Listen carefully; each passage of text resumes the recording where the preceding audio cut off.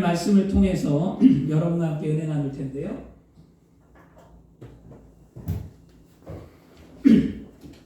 사랑하는 여러분, 한 해를 뒤돌아보면서 어떤 생각이 드십니까? 꿈이 있고 그 다음에 목표가 있으면 인생에 가야 할 길을 분명히 아는 사람은 주 안에서 행복한 사람입니다. 아멘. 꿈이 있으셨습니까? 목표를 향해 걸어갔습니까? 그리고 여러분의 인생이 분명합니까? 그럼 여러분은 행복한 사람이에요. 2020년 안에 행복한 삶을 살았는지 점검하는 것은요, 딱 세 가지였어요. 우리에게는 하나님 주시는 꿈이 있기에 우리는 행복합니다. 아멘. 우리에게는 땅끝까지 이르러 예수 믿는 증인으로 복음을 전하는 목표가 있고 그것이 우리의 사명이기에 우리는 행복합니다. 아멘. 우리가 가야 할 인생의 길은요, 세상 사람들 길과는 분명히 다른 길입니다. 비록 그 길이 고난과 아픔과 어려움의 삶의 길이라 할지라도 예수 믿고 구원받은 저와 여러분은 반드시 걸어가야 할 사명의 길인 줄 믿습니다. 아멘. 그 사명의 길 위에 불평하지 말고 그 길을 또 여러분 포기하지 마시고 그 길을 걸어갈 때 하나님께서는 우리에게 은혜와 평강과 축복을 허락해 주시는 줄 믿습니다. 오늘 읽은 말씀에 사도 바울은 누구보다도 잘 알고 있기에 오늘 말씀에 이렇게 고백합니다. 나의 생명조차 조금도 귀한 것으로 여기지 아니하노라.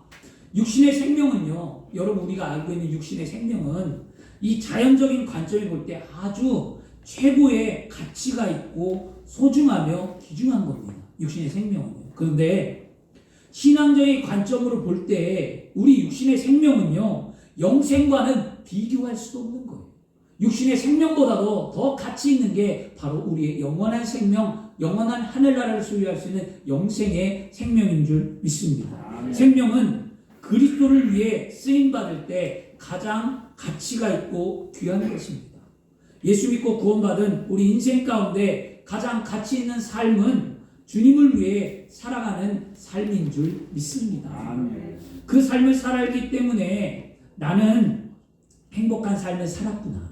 나는 행복한 사람이구나를 깨닫게 되며 사도 바울 같은 믿음의 고백을 할 수 있는 그리스도인이 되는 줄 믿습니다. 아멘. 사사성어 가운데 이런 말이 있어요. 광음유수라는 말이 있습니다. 광음유수. 여러분 많이 듣던 말씀이에요. 뭐냐면 세월이 흘러가는 것은 물과 같이 빠르다는 뜻이에요. 광음유수. 세월이 흘러가는 게 바로 물과 같이 빠르다. 시간과 세월은 야속하게 되어 우리를 기다려주지 않고 그냥 빠르게 흘러갑니다. 지금 코로나 때문에 찾아뵐 수는 없지만 무척 보고 싶은 한 분이 있습니다. 바로 제가 어렸을 때 저에게 항상 이런 말씀을 해주신 분이에요. 아이고 우리 똥강아지 이쁘네 이렇게 하는 거죠. 옛날에 어르신들이 항상 똥강아지라고 했어요. 그래서 제가 할머니께 물어봤어요.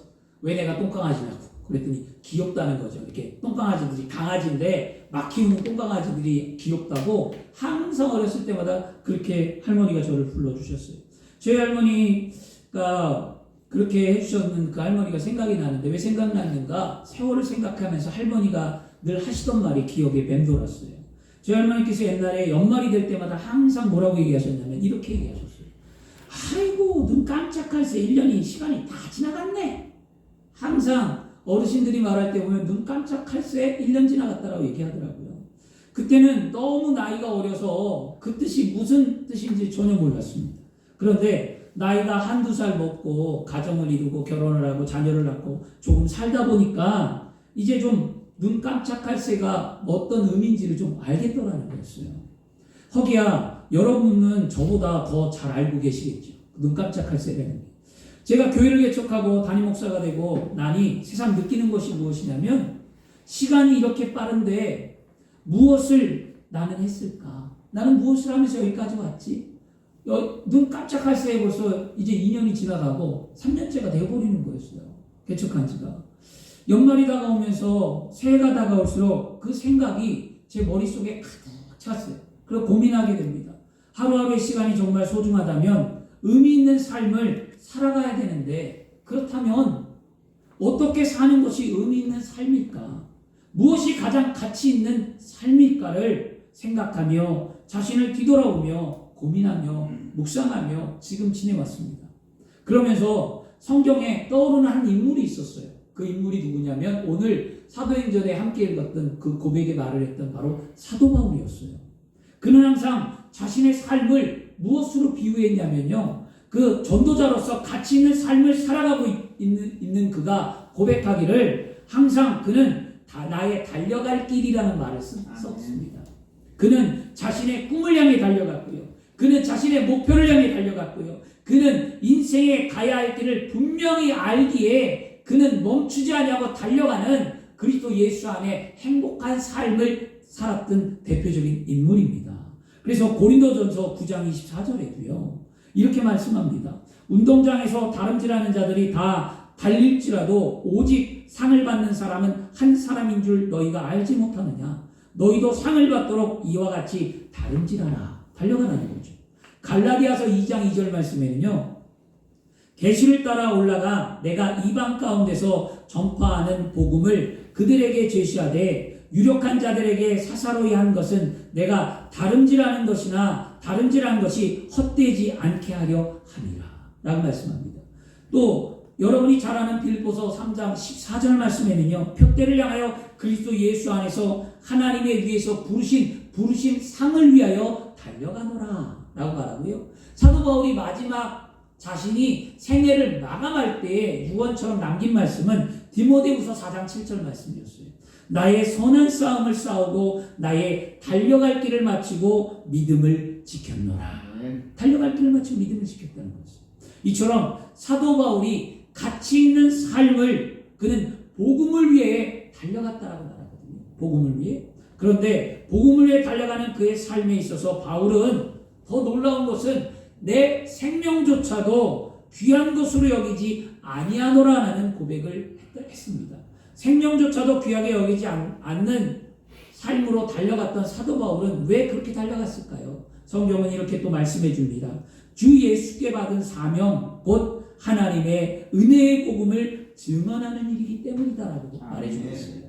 사도 바울이 생명조차도 아깝지 아니하고 그가 달려갈 수 있었던 이유는 예수께 받은 사명이 있었다는 거거든요. 우리 예수를 믿고 구원을 받고 하나님의 자녀가 되었다면 분명히 우리에게도 하나님이 사명을 주셨다는 거죠.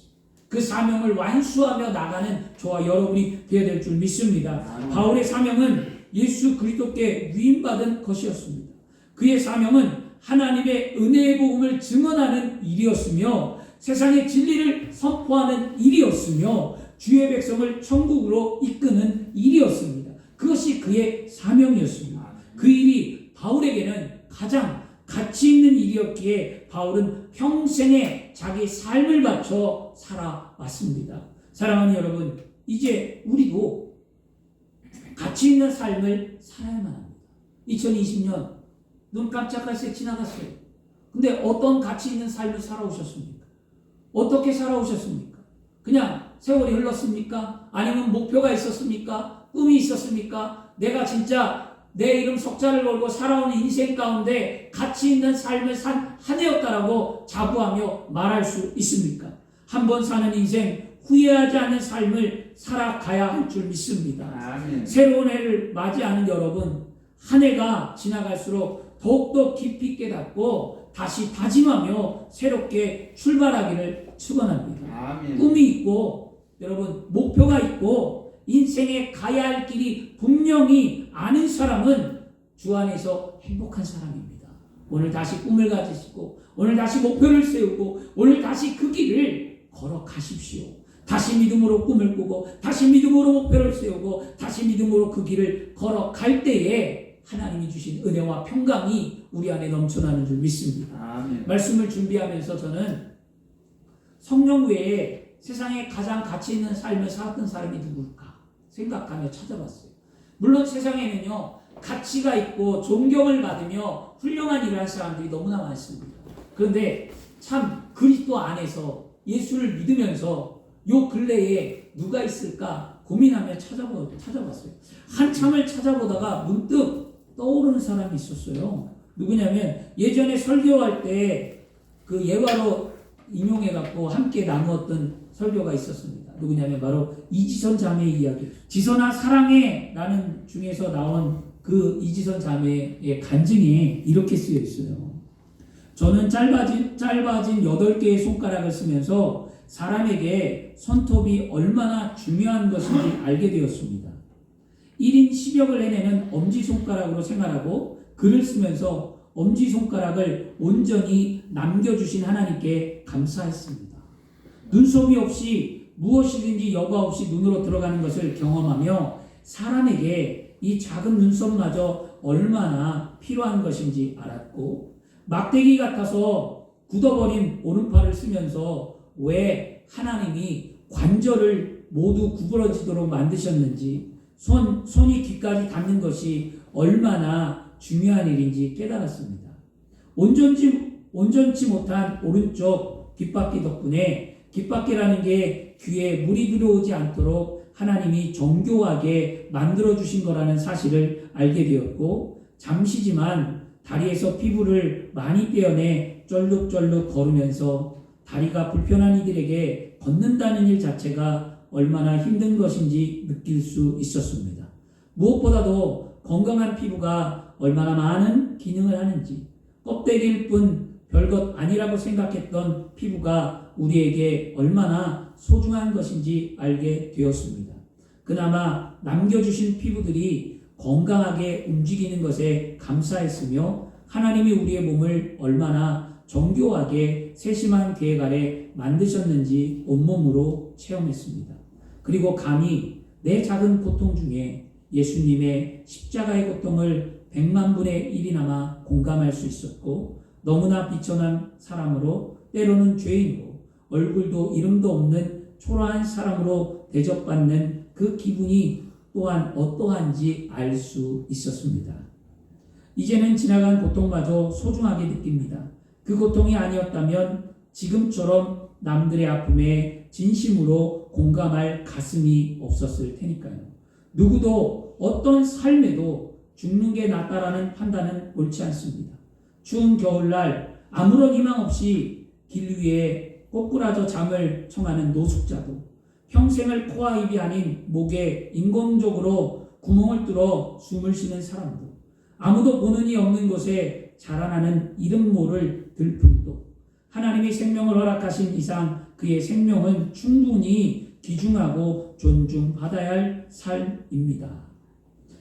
저러고도 살 수 있을까? 네, 이러고도 삽니다. 몸은 이렇지만 누구보다도 건강한 마음을 자부하며 이런 몸이라도 전혀 부끄러운 마음을 품지 않게 해주신 하나님을 찬양하며 이런 몸이라도 사랑하고 써주시는 하나님의 계획 아래 감사하며 저는 이렇게 삽니다. 누구보다도 행복하게 살고 있습니다. 이게 이 자매의 간증의 책에 있던 이야기입니다. 이걸 어제 또 읽어봤어요. 읽는데 참 감동이더라고요. 그런데 이 자매가 왜 이런 삶 가운데, 그 고통 가운데, 그 아픔 가운데도 일어나고 그 삶 가운데 그 자매가 희망을 꿈꾸며 살아갈 수 있었을까? 그 이유는 바로 인생의 가치가 무엇이고 삶의 가치 있는 삶이 무엇인지 알았기 때문이라는 거였어요. 이 지선 자매는 2000년에 20년 전이거든요. 2000년 7월에 성가대를 연습하고 교회에서 오빠랑 성가대에서 연습하고 저녁에 돌아오다가 음주운전 차량에 사고가 났어요. 그래서 차에 불이 나고 3도 화상을 입고 30차례 뇌수술을 하며 재활을 거쳤어요. 그 자매는 수많은 고통과 난간을 헤치고 2007년에 세상을 밝게 하는 백인에 선정되기도 했고요. 2010년에는요, 한국에서 여성 지도자상, 젊은 지도자상을 수상도 했습니다. 그리고 그는 또 꿈을 꾸고 2010년에 6년이라는 세월 동안 그 몸을 갖고 공부를 해서 박사학위를 받았고요. 2017년엔 한동대학교 사회학부의 교수로 채용되었습니다. 다시 새롭게 지선아 사랑해라는 책에 그녀는 자신의 삶을 향해 이렇게 고백했습니다. 모두들 저의 인생이 끝났다고 했습니다. 하지만 그 인생의 끝, 바닥이라는 그곳에 저는 새로운 꿈을 꾸기 시작했습니다. 피부도 없는 몸으로 병원 침대에 누워 정말 꿈을 꾸었습니다. 여기서 살아나간다면 나 같은 사람들을 도울 수 있는 공부를 하고 싶다. 그 꿈이 자매로 하여금 새로운 인생을 살게 했고 결국 자신과 같은 사람들을 도울 수 있는 길을 열었습니다. 꿈이 가장 가치 있는 삶으로 그를 인도했다는 사실입니다. 여러분, 꿈을 꾸셔야만 합니다. 아멘. 꿈이 없으면 안 됩니다. 여러분, 나이가 들어서 꿈이 없다고요? 물질이 없어서 꿈이 없다고요? 환경 때문에 꿈이 없다고요? 아니에요. 꿈을 꿔야만 합니다. 아멘. 내 자신을 향한 꿈을 꾸세요. 아멘. 자녀를 향한 꿈, 남편을 향한 꿈, 이런 꿈 말고요. 내 자신, 내가 태어날 때는 분명히 나에게도 나도 사랑을 받고, 내가 태어날 때는 누구 부모의 아무개 석자 이름의 딸과 자녀로 태어났는데, 그러면 내 인생을 살아갈 때 나는 어떻게 살아가냐는 거죠. 자녀들 키우고 물질을 얻어보며 결혼을 하고 지금까지 왔다면 이제 다시 내 이름 석자로 나는 어떤 꿈을 꾸며 하나님 주신 사명을 어떻게 감당하며 나는 어떻게 살아갈까? 이게 우리의 삶의 가장 중요한 거예요. 남편 때문에 사는 거 아니고요. 아내 때문에 사는 거 아니고요. 자녀 때문에 사는 거 아니고요. 물질 때문에 여러분 살아가는 거 아니잖아요. 하나님의 부르시는 그 은혜를 알고 저 하늘 저 천국을 소망하며 이 땅에 주어진 사명을 감당할 때 내일 이름 석자를 놓고 살 때 내 인생이 어떠하고 내가 어떤 삶을 살 건가 그것을 논다면 꿈을 꾸셔야만 합니다. 아멘. 그리고 목표를 세워야만 합니다. 아멘. 그리고 그 목표 속에 하나님과 함께 그 길을 걸어 가셔야만 합니다. 아멘. 그런 인생을 살 때 행복이 있고 그런 인생을 살 때 불평과 원망이 사라지죠. 여러분 의무감으로 살아가고 여러분 하루하루 살아봐야 얼마나 힘들겠냐고요. 남편과 아내들이 왜 싸웁니까? 요즘 같이 붙어있는 시간이 많으니까 요즘 부부 상담에 많이 와요. 많이 싸운대요. 왜냐하면 코로나 때문에 나가지 못하고 집에 있어야 되고 붙어 있어야 되니까 늘 싸워요. 근데 왜 싸울까요? 바로 그런 거예요. 남편은 내가 누구 때문에 돈을 버는데 나를 알아주지 않는다라는 그런 마음 때문에 아내하고 싸우고요. 아내는 내가 누구 때문에 이렇게 희생을 하고 가정을 꾸리고 살아가는데 고작 돈 벌어오는 것 때문에 나한테 유세냐고 싸우고요. 자녀들은 부모가 나한테 해준 게 뭐가 있냐 해주지도 않으면서 왜 나한테 말을 맞냐라고 얘기를 하고요. 그러니까 다툼의 문제가 생기는 거죠. 그런데 그럴 때 여러분 가만히 생각해 보세요. 나 자신이 어디 있는가? 누구 때문에 사는 인생 아니잖아요. 남편 때문에 살고 아내 때문에 살고 자녀 때문에 살아가는 인생이 아니라 여러분 한 사람의 인생으로서 하나님이 귀중하게 만들고 사랑하고 존귀하게 여긴다면 내가 어떤 인생을 살아갈 때 하나님을 감동시키고 내 삶에 기쁨과 은혜가 있는가를 생각하며 사시기를 간절히 소망합니다. 아멘. 우리 예수 안에 행복한 것, 우리 순복음 행복한 게 성도들은요 그렇게 살아가셔야 돼요. 아멘. 이제는 누구에게 기대고 살아가는 게 아니에요. 누구를 위해서 살아가는 삶이 아니에요. 과연 내가 행복한가? 나 자신이 행복한가를 꼭 점검해 보시고 내가 사랑하고 있는가를 생각해 보며 살아가시기 바랍니다. 아멘. 연세가 이렇게 많이 드시고 시간이 지나면 대부분 뭐라고 얘기하죠? 사랑해서 사냐? 정 때문에 살지. 이런 얘기들 많이 하잖아요. 부부가 오래되고 시간이 지나면요. 자식들이 다 크면 대부분 정 때문에 산다고 그래요. 이거 참 무서운 거거든요. 정 때문에 살아가시면 안 되고요. 사랑하며 살아가시면 아멘. 남편을 사랑하고 아내를 사랑하고 아멘. 자녀를 사랑하고 사랑받고 있다는 것을 느끼며 사랑할 수 있다는 것을 느끼고 귀중하게 여기고 감사하게 여기며 살아갈 때 여러분 진짜 아름다운 삶을 그리스도 예수 안에 살 수 있습니다. 아멘. 꿈이 자매로 하여금 새로운 인생을 살게 했고 결국 그가 사람들을 도울 수 있는 길을 열었듯 꿈이 가장 가치 있는 삶으로 그를 인도했는데 그 자매가 마지막에 이렇게 고백했다는 거였어요. 그 꿈이 이루어지도록 만들어주신 분이 있습니다. 저는 꿈을 꾸고 주님이 일하셨습니다. 아멘. 사랑하는 여러분, 그리스도인들은 꿈을 꾸며 세상과 다르게 살아가는 사람입니다.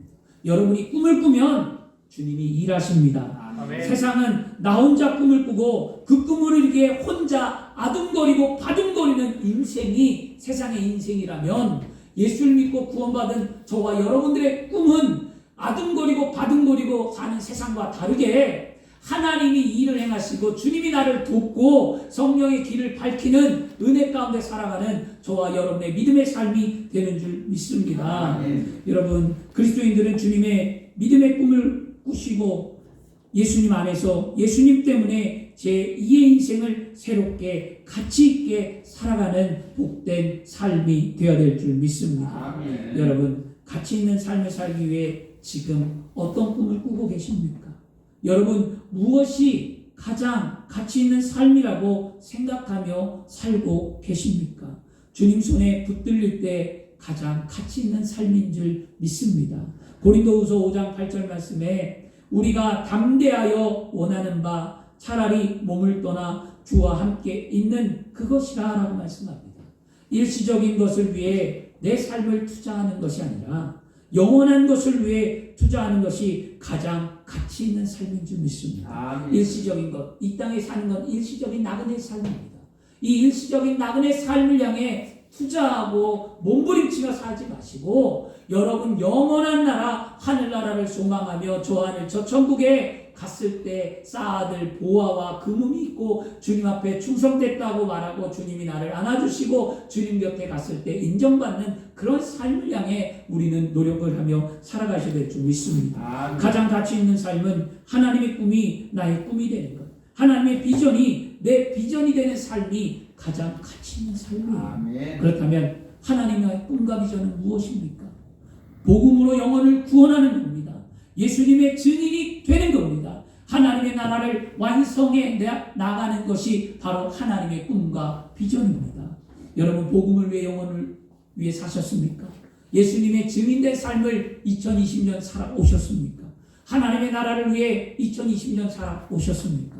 여러분, 오늘 우리는 뒤돌아보고 그렇게 살지 않았더라면 다시금 2021년에는 그렇게 살겠다라고 다짐하고 회개하고 돌이키시기를 바랍니다. 이 꿈을 위해 전력 질주하는 삶이야말로 가장 가치 있는 삶입니다. 이 꿈은 우리를 가장 가치 있게 하며 우리의 믿음을 세상 속에서 강하게 만듭니다. 오늘 사도 바울이 고백한 말씀을 꼭 기억하십시오. 내가 달려갈 길과 주 예수께 받은 사명 곧 하나님의 은혜의 복음을 증언하는 일을 마치려 하면 나의 생명조차 조금 더 귀한 것으로 여기지 아니하노라. 저와 여러분 올 한 해 코로나는 환경에 부딪혀 가장 가치 있는 삶을 향하여 달려가지 못했습니다. 곧 있으면 다가올 새해도 우리에게 코로나는 환경이 놓여 있습니다. 어떻게 하시겠습니까? 사랑하는 여러분, 주님 손 붙들고 주님 주시는 사명을 감당하기 위해서 사도 바울처럼 복음을 위해 달려가는 저와 여러분이 되기를 축원합니다. 빌립보서 3장 14절 말씀에 표대를 향하여 그리스도 예수 안에서 하나님이 위해서 부르신 부르심의 상을 위하여 달려가느라. 하나님이 날 상을 주신대. 그리고 예수의 표대를 향하여 흔들리지 않는 삶을 살아가야 될 줄 믿습니다. 환경이 힘들고 어려울 수도 있어요. 조금 굶을 수도 있고요. 오해를 받을 수도 있고요. 무시당할 수도 있고요. 미움을 받을 수도 있지만 오직 생명의 복음을 전하는 사명과 하늘의 상급이 있기에 우리는 바울처럼 집중력 있게 예수 그리스도의 표대를 향하여 목표를 향하여 달려갈 수 있는 하나님 믿음의 사람인 줄 믿습니다. 하나님이 주신 꿈이 있는 사람과 없는 사람의 구별은 간단합니다. 뭐냐면 바로 피곤하다는 말이에요. 절대로 주의 사명 가운데 피곤해하지 마시고 즐겁고 행복하게 감당하시길 바랍니다. 예수를 믿으면서 교회 생활하면서 피곤하다는 말들을 해요. 성도들이 목사님 피곤해요. 목사님 너무 힘들어요. 근데 세상의 일이 피곤하다는 말할 수는 있어요. 근데 교회 오는 게 피곤하다고 하고 주의 일하는 게 피곤하다고 하고 봉사하는 게 피곤하다고 말하고 목사님 저 전도하는 게 피곤하다고 말하고 주님의 일을 하는 게 피곤하다고 말하죠. 이거는 바로 뭐냐면 바로 하나님이 주신 꿈이 사라진 증거예요. 모세는 80세에 주께서 주신 꿈을 꾸며 나이가 80세가 된 그 모세가 떨기나무에서 불이 붙는 것을 보고 다시 꿈을 꾸고 일어나 하나님의 사람이 되었습니다. 꿈이 우리 마음을 채우면 절대 피곤하지 않아요. 꿈이 우리 마음을 채우면 불평하지 않아요. 꿈이 우리 마음을 채우면 시간이 헛탈하게 흘러가지 않습니다. 헛되지 않습니다. 꿈이 우리 마음을 채우면 늘 내 마음, 말과 행동은 아름답고 복된 삶을 살 수 있습니다. 인생이 불평이 사라지고 최고의 스트레스의 해소의 방법. 여러분 스트레스 많이 받고 살잖아요. 해소의 방법은 뭐냐? 하나님 주신 꿈을 확인하는 것. 하나님 주신 꿈을 지속하는 것, 하나님 주신 꿈을 꾸고 있는 것. 힘든 시기를 살아간 여러분, 삶에 활력을 얻고 가치 있는 삶을 살고자 오늘 다시 결단하고 행동하십시오. 다시 뒤돌아보세요. 내가 이 땅에 왜 태어났는가? 예수님이 이 땅에 왜 오셨는가? 내가 예수를 왜 믿었는가? 내가 왜 하나님의 백성이 되고 내가 왜 구원을 받았는가? 내가 저 하늘 저 천국을 왜 소망하는가? 내가 가야 할 길이 무엇인가? 다시 깨닫는다면 여러분의 모든 인생의 계획이 달라지게 될 줄 믿습니다. 아멘. 아무리 좋은 차에 여러분 기름이 있어도 엔진이 걸리지 않으면 의미가 없어요. 아무리 좋은 설교가 있고 복음의 메시지가 전해지고 해도 여러분의 심령이 변화되지 아니하고 여러분의 심장이 뛰지 아니하고 여러분의 마음에 은혜를 받지 아니하면 여러분 변화받지 못합니다. 그걸 위해 기도해야 돼요. 아멘. 나의 굳은 마음을 제거해달라고, 아멘. 나의 딱딱한 이성을 깨트려달라고, 주님 나를 변화시켜달라는 게 우리의 첫 번째 믿음의 삶의 모습입니다. 아멘. 이게 우리의 교만이에요. 이게 가득 차면은요 변화되지 않습니다. 아멘. 늘 성결하고 늘 정결하기 위해서 기도했다면 내 자신이 깨어지길 위해 더 기도하십시오. 그리고 여러분 속에 하나님 주신 꿈을 가지고 거룩한 심령의 엔진을 가동하며 푯대를 향해 나갈 때 가치 있는 삶을 사는 저와 여러분이 되는 줄 믿습니다. 아멘. 할렐루야. 아멘. 여러분 그렇게 사셔야 돼요. 2021년 저는 여러분과 함께 그렇게 기도하길 원합니다. 여러분들에게 나누어 드린 게 있습니다. 기도 제목, 여러분 송구영 신예배까지 여러분 한 3일 동안 기도하면서 다시 2021년 향해 꿈을 꾸고 목표를 세우고 그 길을 걸어가리라고 다짐하며 기도 제목을 쓰셔서 여러분 송구영 신예배 제출하십시오. 그러면 또 1년을 향하여 여러분과 함께 열심히 기도해서 꿈을 이루어나가는 우리 순복음 행복한 교회 저와 여러분이 되기를 축원합니다. 아멘. 기도하겠습니다.